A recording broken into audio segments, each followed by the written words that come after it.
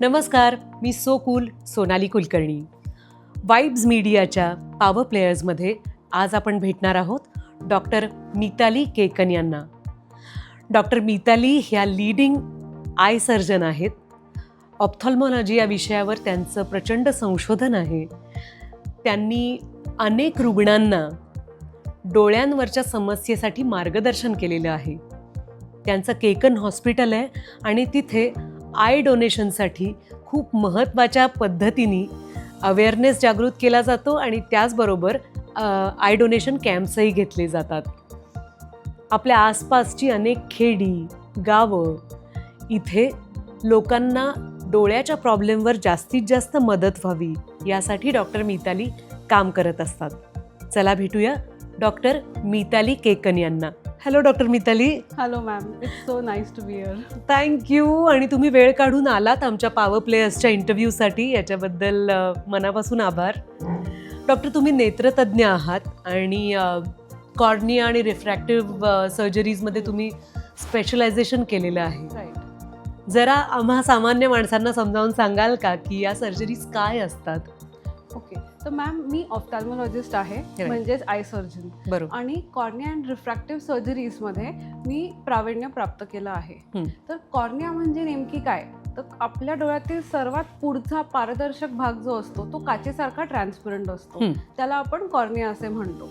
तर ह्या कॉर्नियात होणारे जे डिसीजेस असतात, जसं की इन्फेक्शन्स किंवा ट्रॉमा, कधी केमिकल्स जाणे किंवा डोळ्यात टीक पडणे, या सगळ्यांचे निदान व उपचार मी करते. बरं. याच व्यतिरिक्त मी कॉर्नियल ट्रान्सप्लांट्स, ज्यालाच आपण नेत्ररोपण पण म्हणतो, हे सुद्धा करते. आणि ह्याच विषयातील एक मोठा सेगमेंट ज्याला रिफ्रॅक्टिव्ह सर्जरीज आपण म्हणतो. ते म्हणजे काय? कारण नाव तर ऐकलंय, पण रिफ्रॅक्टिव्ह सर्जरी म्हणजे काय हे माहित नाही. रिफ्रॅक्टिव्ह सर्जरीज म्हणजे लेझरद्वारे नंबर चष्म्याचा करेक्ट करणे, याला रिफ्रॅक्टिव्ह सर्जरीज म्हणतात सोप्या भाषेत. ओके. तर ह्या कॉर्नियल डिसीजेस मधला एक मोठा सेगमेंट आहे. तर बेसिकली मी हे कॉर्निया आणि रिफ्रॅक्टिव्ह सर्जरीज मध्ये मॅक्झिमम काम करते. बरं. आजकाल खूप जणांना लवकर चष्मा लागतो आणि तो लागू नये किंवा दृष्टीदोष टाळण्यासाठी लेझरद्वारे आपण काय प्रयत्न करू शकतो? तर सगळ्यात पहिले आपण जाणून घेऊ की चष्म्याचा नंबर हा का आणि कस काय लागतो. तर जे बाहेरचा प्रकाश येतो हा जेव्हा ॲक्युरेटली तुमच्या डोळ्याच्या मागच्या पडद्यावरती फोकस होतो, म्हणजे रेटिनावर फोकस होतो, तेव्हा आपल्याला एक क्लिअर इमेज दिसते. तर ह्यासाठी दोन अवयव सगळ्यात इम्पॉर्टंट असतात, तुमचा बाहेरचा कॉर्निया आणि आतली लेन्स. ओके. जो येणारा प्रकाश असतो तर 70% त्याचं काम, 70% कॉर्निया हा प्रकाश चं रिफ्रॅक्शन करतो किंवा वक्रीकरण करतो आणि उरलेला 30 ते 35% काम हे लेन्स करते. तर लेन्स ही लवचिक असते, ती लांबचं आणि जवळचं फोकस करण्यासाठी आपल्याला मदत करते. आता एखाद्या व्यक्तीचा कॉर्नियाचा आकार जर बदललेला असेल किंवा त्याच्या डोळ्याची जी लांबी आहे ती छोटी किंवा मोठी असेल, तर मग हा येणारा प्रकाश ॲक्युरेटली रेटिनावरती फोकस होऊ शकत नाही. मग अशा व्यक्तींना आपण चष्म्याचा नंबर देतो. बरं. तर चष्मा एक्झॅक्टली काय करतो, तर चष्म्यातले जे ग्लासेस असतात ते योग्य प्रकारे येणारी किरणे वळवतात आणि ते रेटिनावरती फोकस करतात. तर आता लेझर नक्की काय करतं, तर लेझर परमनंटली कॉर्नियाच्या इरेग्युलॅरिटीजला करेक्ट करतं आणि परमनंटली हा येणारा लाईट तुमच्या रेटिनावर अचूकपणे फोकस होतो. तर सोप्या भाषेत सांगायचं तर चष्मा जे बाहेरनं किरणे वळवतो, लेझर ते तुमचा कॉर्निया रिशेप करून परमनंटली तुम्हाला चष्म्यापासून मुक्ती देतो. अच्छा, म्हणजे डोळ्याच्या आतच चष्म्याची लेन्स बसते जवळजवळ. Kind of like that. हो की नाही? म्हणजे आम्हाला समजण्यासाठी. पण ही डोळ्याची शस्त्रक्रिया जी आहे ती किती सेफ असते आणि ती कोणासाठी ॲडवाईज कराल तुम्ही? राईट. तर जर आपण लेसिक सर्जरीचा इतिहास बघाल तर सर्वात पहिले जे लेसिक झालं आहे ते ग्रीसमध्ये 1989 मध्ये झालं आहे. आणि त्यानंतर आतापर्यंत अराउंड 4 to 5 crores लोकांनी लेसिक सर्जरी करून दे आर स्पेक्टेकल फ्री. आणि 1980s पासून आत्तापर्यंत सायन्स आणि टेक्नॉलॉजीमध्ये इतकी डेव्हलपमेंट झाली आहे की आत्ताच्या ज्या लेझर डिलिव्हरी सिस्टम्स आहेत त्या खूपच प्रिसाईज आणि सेफ आहेत. आणि याहूनही इम्पॉर्टंट, ही सर्जरी सेफ का आहे, तर आपण कोणालाही हे लेझर ॲडवाईस करण्यापूर्वी एक खूप स्ट्रिक्ट एलिजिबिलिटी क्रायटेरिया असतो, तो आपण फॉलो करतो. बरं. तर जर असं इझिली सांगायचं असेल तर मेनली 5 गोष्टी आपण बघतो. सर्वात पहिले म्हणजे पेशंटचं जे वय आहे ते 18 किंवा त्याच्या वर हवं. बरं. कारण शरीराची वाढ आणि डोळ्याची वाढ ही 18 वयापर्यंत होते, तर हे स्टेबल झाल्याशिवाय आपण ॲडवाईस करू शकत नाही. दुसरा मुद्दा म्हणजे जो डोळ्याचा नंबरची रेंज आहे ती -8 ते +4च्या मध्ये हवी. बरं. याच्या पुढे किंवा मागे असेल तर आपण लेझर डेफर करतो. तिसरा मुद्दा म्हणजे त्यांचा जो चष्म्याचा नंबर आहे हा at least 6 months to 1 year stable हवा. चौथा मुद्दा त्यांच्या बुबुळाची आपण जाडी बघतो. बरं. तर एक टेस्ट असते ज्याला आपण कॉर्नियल टोपोग्राफी म्हणतो. तर ह्या टेस्टमध्ये अराउंड 65,000 कॉर्नियाचे पॉईंट्स मेजर केले जातात. एक कॉर्नियाचा 3D मॅप बनतो. यात आपल्याला कॉर्नियाची जाडी, त्याचा आकार, तो नॉर्मल आहे की ॲबनॉर्मल आहे या गोष्टी कळतात आणि मग आपण डिसाईड करतो की पेशंटसाठी हे योग्य आहे की नाही. आणि 5वा क्रायटेरिया म्हणजे त्यांची ओव्हरऑल डोळ्याची हेल्थ, मागचा पडदा सगळं ओके असेल तरच आपण पुढच्या स्टेपला जातो. तर या स्ट्रिक्ट क्रायटेरियाजमुळे कॉम्प्लिकेशन रेट्स खूप कमी होऊन जातात. बरोबर. आणि जर तसं तुम्ही बघाल तर शरीरात होणाऱ्या सगळ्या सर्जरीजपैकी one of the safest surgery is refractive surgery. बरं. ही सर्जरी किमान 15 ते 20 मिनिटात होते. लेझर ड्युरेशन अगदी फक्त 15 ते 20 सेकंदच असतं पर आय. कोणत्याही प्रकारचे इंजेक्शन्स देत नाही. बुलीचे ड्रॉप्स टाकून हे ऑपरेशन होतं आणि विदिन 2-3 days पेशंट आपले सगळे डेली रुटीन ॲक्टिव्हिटीज रिझ्यूम करू शकतात. कशाचे ड्रॉप्स? बुलीचे drops, anaesthetic eye drops. Anaesthetic eye drops म्हणजे त्याच्यामुळे तिथली एरिया नम होऊन जाते आणि पेनलेस होते. एक्झॅक्टली, त्यांना पेन होत नाही, कळतही नाही आणि 15-20 सेकंदात लेझर होऊन पण जातं. ओ, आम्हाला ऐकताना खूप भारी वाटतंय की डॉक्टर तुम्ही एवढ्या कूलली सर्जरी जर करत असाल हँडल, तर किती विश्वास वाटेल पेशंट्सना तुमच्याकडे यायला. पण जर तुमच्या क्रायटेरियामध्ये न बसणारं कोणी असेल, म्हणजे त्यांना लेझर ॲडवायझेबल नसेल, राईट, तर आणि चष्मा घालवायचा असेल, तर मग त्या रुग्णांनी काय केलं पाहिजे? हा खूप इम्पॉर्टंट आणि इंटरेस्टिंग क्वेश्चन आहे. आता क्लिनिकमध्ये जर 10 पेशंट आलेले असतील त्याच्यातले 2 तरी या क्रायटेरियांमध्ये बसत नाही.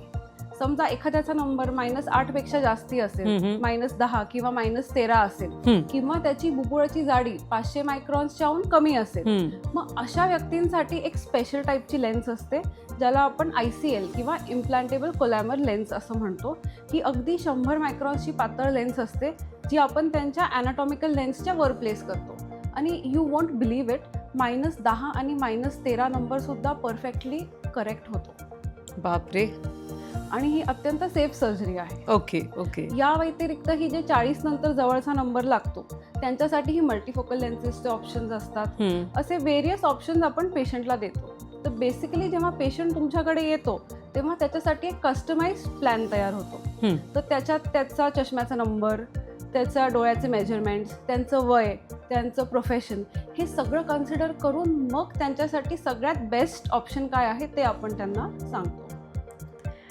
पण तरीही लोकांमध्ये खूप भीती असते आणि लेझर बद्दल खूप बाऊ असतो मनामध्ये की ते डोळ्याला सेफ आहे की नाही, बरोबर, साईड इफेक्ट्स होणार आहेत का. तर अशा ज्यांच्या मनात शंका आहेत ते गैरसमज दूर होण्यासाठी डॉक्टर म्हणून तुम्ही काय सांगाल? हे खूपच ऑब्व्हियस आहे की येणाऱ्या पेशंटच्या मनात भीती असते, गैरसमज असतात, खूप सारे डाऊट्स असतात. तर हे इट इज व्हेरी ऑब्व्हियस. बऱ्याच लोकांना भीती वाटते की माझी दृष्टीत काही बदल होईल का, करेक्ट, किंवा माझ्या डोळ्याच्या आत लेझर जाऊन डॅमेज करेन का, किंवा मी कॉन्टॅक्ट लेन्स परत घालू शकीन का, किंवा नंबर परत येऊ शकीन का, असे खूप सारे डाऊट्स असतात. तर सर्वप्रथम म्हणजे ही लेझरची जी फ्रिक्वेन्सी आहे ती फक्त सरफेसवर ॲक्ट करते, ती डोळ्याच्या आतमध्ये जात नाही. त्याच्यामुळे डोळ्याच्या आत काहीच इजा होत नाही. त्यानंतर सगळ्यात कॉमनली होणारे साईड इफेक्ट्स लेझर प्रोसिजर्स नंतर असतात ड्रायनेस, आणि जर नंबर जास्ती असेल तर थोडासा नाईट ड्रायव्हिंगला ग्लेअर होऊ शकतो. ओके. पण हे प्रॉब्लेम्सही 6 ते 8 महिन्यात रिझॉल्व्ह होतात. बरं. आणि आता जे 3rd generation laser delivery systems आल्या आहेत त्यांच्यात आपण ब्लेडलेस लेसिक असं त्यांना म्हणतो. त्यांच्यात हे ड्रायनेसचा आणि ग्लेअरचा प्रॉब्लेमही होत नाही. ओ. आणि राहिला प्रश्न नंबर परत येईल का, तर हे खूपच रेअरली होतं.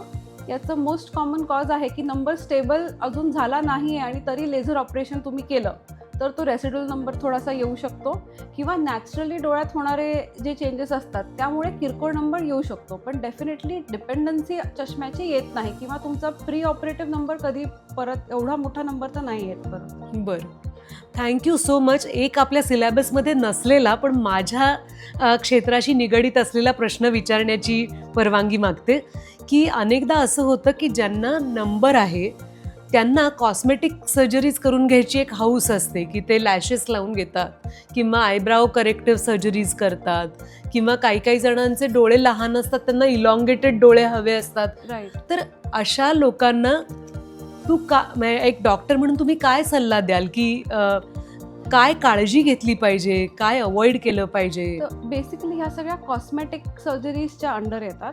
तर जे ब्लिफॅरोप्लास्टी किंवा आयलिड लिफ्ट करतात किंवा इकडे टाईटनिंग करतात ह्या पण बऱ्यापैकी सेफ प्रोसिजर्स आहेत. बरं, तर हे ॲक्च्युली हे मॅम माझ्या फील्डमध्ये नाही आहेत. Sure. हे कॉस्मेटिक प्लास्टिक Sure, सर्जरीमध्ये sure. येतं. परफेक्ट. डॉक्टर, रिफ्रॅक्टिव्ह सर्जरीजबद्दल तुम्ही लोकांना काय ॲडवाईस देऊ शकता? जर एखाद्या व्यक्तीचा नंबर 1.5 किंवा 2च्या वर असेल तर सकाळी उठल्यावर सर्वात प्रथम ते काय करतात, तर एक तर चाच पडून आपला चष्मा शोधतात किंवा मोबाईल शोधतात किंवा चष्मा लावून मग मोबाईल बघतात. आणि ह्याच व्यक्तींचा चष्मा जर ट्रॅव्हलिंग करताना किंवा कामात तुटला किंवा हरवला तर त्यांना प्रचंड त्रास होतो. हो. त्याचप्रमाणे बरेचसे ऑक्युपेशन्स किंवा करिअर्स असतात जसे की मिलिटरी म्हणा, एव्हिएशन म्हणा, मॉडेलिंग म्हणा, ॲक्टिंग म्हणा किंवा कॉन्टॅक्ट स्पोर्ट्स म्हणा, यांच्यासाठी चष्मा हा एक बॅरियर म्हणून असतो. तर ह्या व्यक्तींनी तर अगदी 100% हे ऑपरेशन कन्सिडर करावं. अच्छा. आणि मेडिकल सायन्समध्ये खूप खोलात जर तुम्ही बघाल तर spectacled is a kind of disability. तर जरी तो नंबर किरकोळ असेल तरी शेवटी त्याची डिपेंडन्सी येतेच. तर जर आपण ह्या ॲडव्हान्स प्रोसिजर्सनी चष्म्याचा नंबर घालवू शकतो आणि कोणाच्या करिअरला बूस्ट मिळू शकते किंवा त्यांच्या करिअर अपॉर्च्युनिटीज अनलॉक होऊ शकतात तर त्यांनी डेफिनेटली हे ऑपरेशन्स कन्सिडर करावे. जर एखाद्या व्यक्तीच्या ॲक्टिव्ह लाईफस्टाईलमध्ये त्याला चष्म्याची डिपेंडन्सी नको असेल तर अशा लोकांसाठी ही सर्जरी खूप उत्तम आहे. आणि आपल्याकडे जे आत्ता लेझर डिलिव्हरी सिस्टम्स आलेल्या आहेत ह्या 3rd जनरेशन आहेत, ह्या अतिशय सेफ आणि एफिकेशियस आहे. त्यामुळे मी असं सगळ्यांना ॲडवाईस करेल की डेफिनेटली त्यांनी ह्या ऑप्शनला कन्सिडर करावं. Thank you so much doctor Mitali. कारण डोळे हा अतिशय सेन्सिटिव्ह विषय आहे आणि आपल्याला सगळ्यांना खूप भीती वाटते की त्याला काही दुखापत होऊ नये. पण तुम्ही लेझरबद्दल आणि रिफ्रॅक्टिव्ह सर्जरीजबद्दल आम्हाला खूप सोप्या शब्दात माहिती दिलीत आणि तुम्ही पॉवर प्लेयर या इंटरव्ह्यूमध्ये आलात यासाठी तुमचे मनापासून आभार. Thank you so much.